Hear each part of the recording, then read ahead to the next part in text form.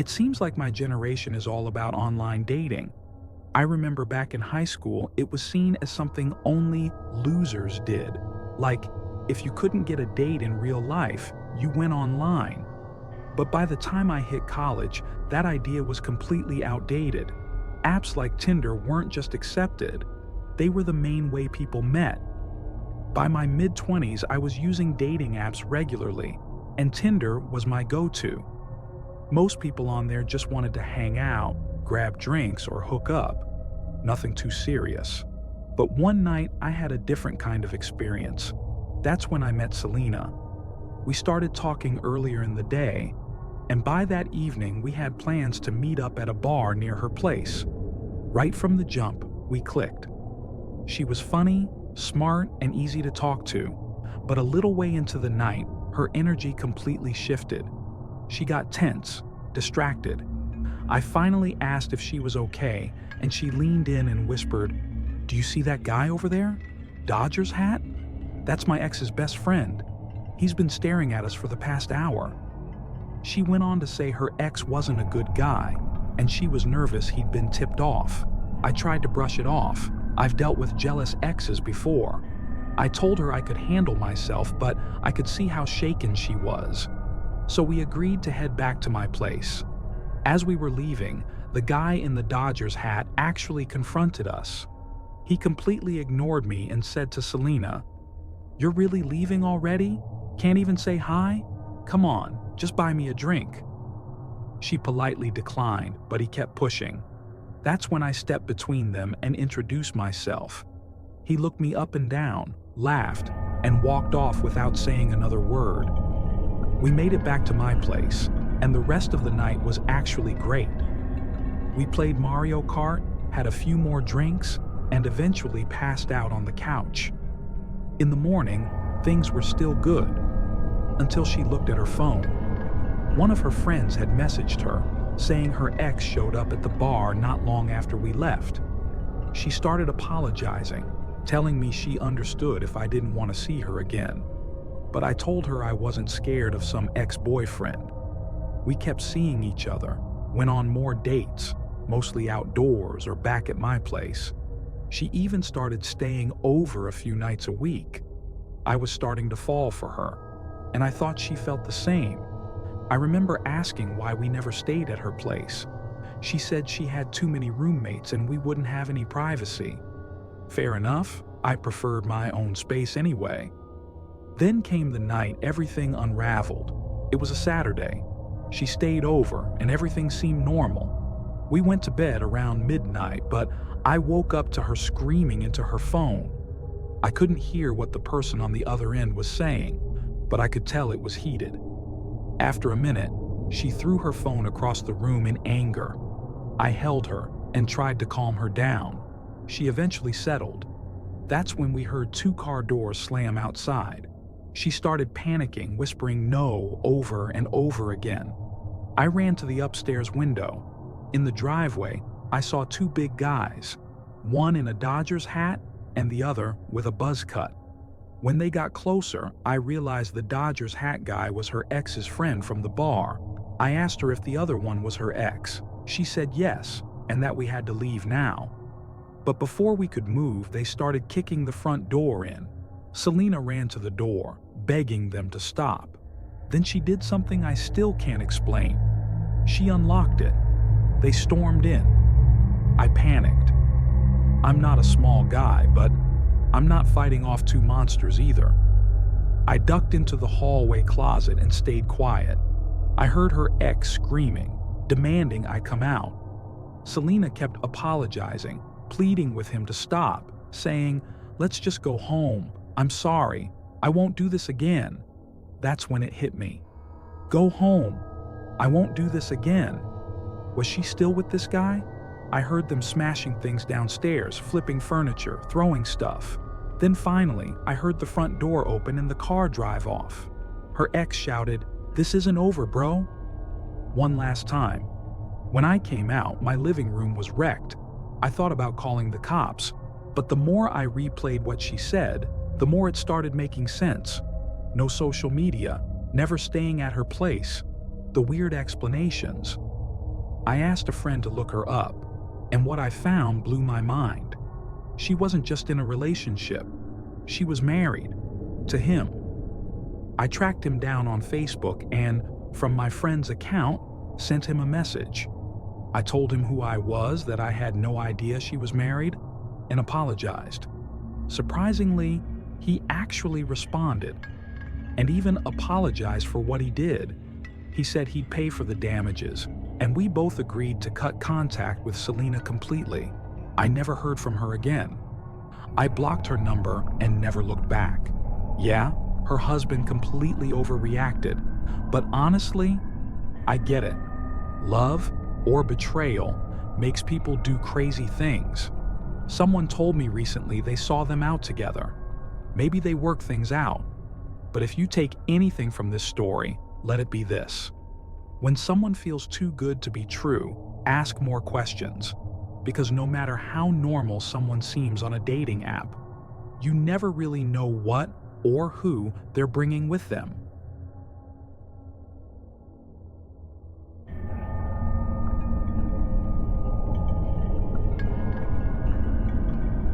Because of the nature of my job, I've never been able to hold down a serious relationship. I've had a few semi-serious flings, but nothing that ever lasted more than a few months. It's honestly one of the few things I don't like about what I do. While I'm still young, I'm using this career to travel and see as much of the world as I can. In the 3 years I've been doing this, I've visited just about every major landmark in the US, and even a few countries overseas. But lately, I don't know. Maybe I'm just starting to feel lonely. A few weeks ago, I had to travel to the West Coast for work. I was staying in a pretty big city and figured, since I'd be there for a week, maybe I could find some companionship while I was in town. A buddy of mine suggested I try Tinder. I must have been out of the loop because I thought Tinder only worked in your hometown. I didn't realize it matched people based on your current location, so I set up the app and started swiping. After a long workday, I checked the app and was surprised by how many matches I'd gotten. Since it was still early evening, I figured I'd try my luck and see if anyone wanted to grab a drink. The first few conversations were a bust. Then I matched with someone named Emily. She gave off a free-spirited, easygoing vibe, the kind of person I wouldn't mind hanging out with. After a few minutes of messaging, I asked if she wanted to meet up that night for a drink, and to my surprise, she said she was down. We agreed to meet at 8:30 at some local bar not far from where I was staying. Before I headed out, I talked to a friend who jokingly warned me to be careful about meeting women online. We both laughed it off. I mean, I wasn't expecting anything serious, just someone to pass the time with. I got to the bar a few minutes early, and as luck would have it, she showed up at the same time. We shared that awkward first-time hug outside the entrance, laughed about it, and headed in for a drink. Right away, I was relieved. Emily looked exactly like her pictures. No filters, no bait and switch. I'd heard too many stories about catfish situations, so it was nice to meet the actual person I'd been talking to. A few hours in, we were really clicking. She was funny, easy to talk to, and kept lightly touching my arm or hand during the conversation. Not in a weird way, just enough to feel that warmth. For the first time in a while, I felt something good. Something real. Of course, I had to keep reminding myself this couldn't go anywhere. I didn't live here. Still, I couldn't shake the feeling that I wanted to see her again. It was close to midnight when Emily leaned in, kissed me on the cheek, and softly said, "We should go back to your place." My heart was racing. I nodded, and we caught an Uber back to my Airbnb. But right before we walked inside, she paused. I asked if everything was okay, and she looked a little embarrassed.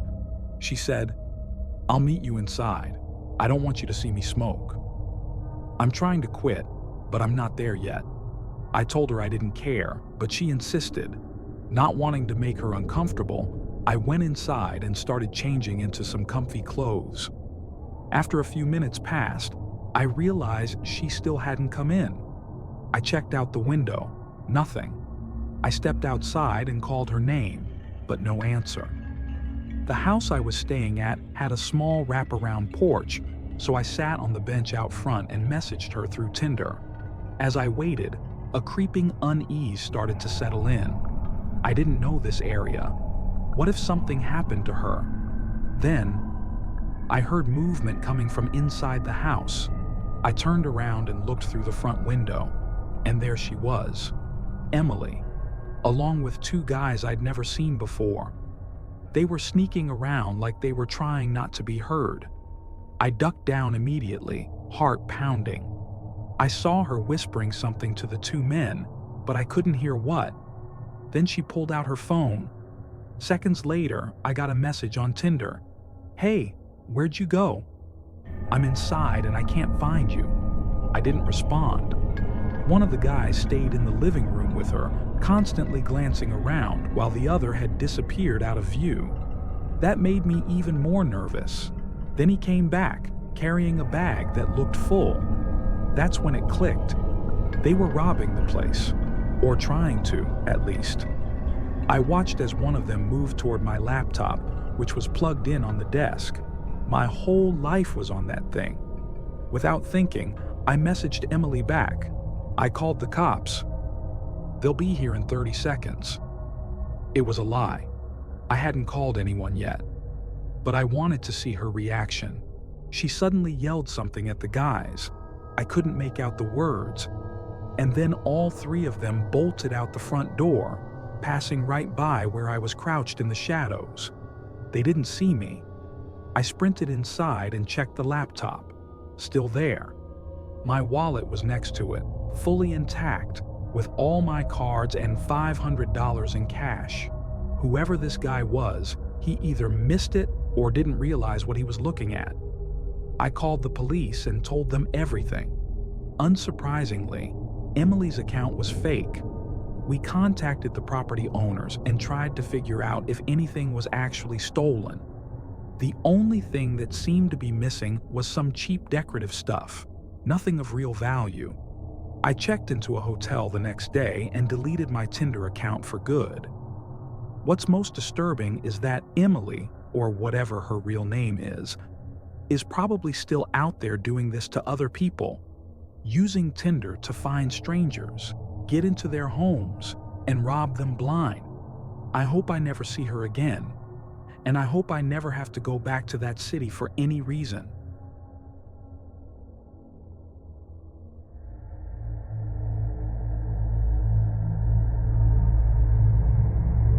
I downloaded Tinder out of boredom, and, if I'm being honest, loneliness.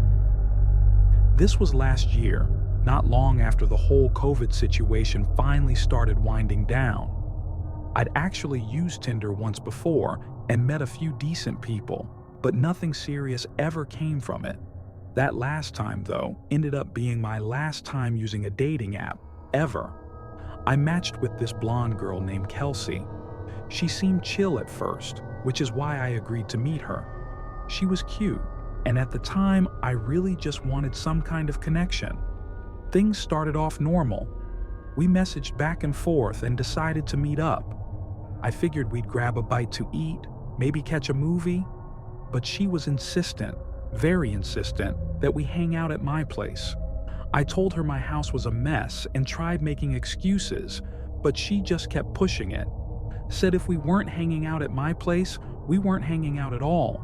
Looking back, that should have been a red flag, and deep down, I think I did clock it as one. But I ignored it. She was beautiful, I was lonely, and she knew exactly what she was doing. I eventually caved, told her she could come over and gave myself just enough time to clean up, shower, and get ready. She texted me when she arrived and I let her in. It was awkward at first, and I noticed right away that she looked different from her pictures. Not in a drastic way, but off. I didn't say anything, though. I didn't want to be rude. We sat down, started talking, and it was going okay. Then she asked if I had anything to drink, specifically alcohol. I told her I had about half a bottle of Jameson in the cabinet. I excused myself to the bathroom, and when I came back, she was sitting on the couch with a drink in her hand, and another already poured for me, sitting on the coffee table. I wasn't in the mood for whiskey, so I grabbed a beer from the fridge instead. She kept nudging me to drink the one she made, though. A few beers in, and I finally gave in. I picked up the glass and downed it.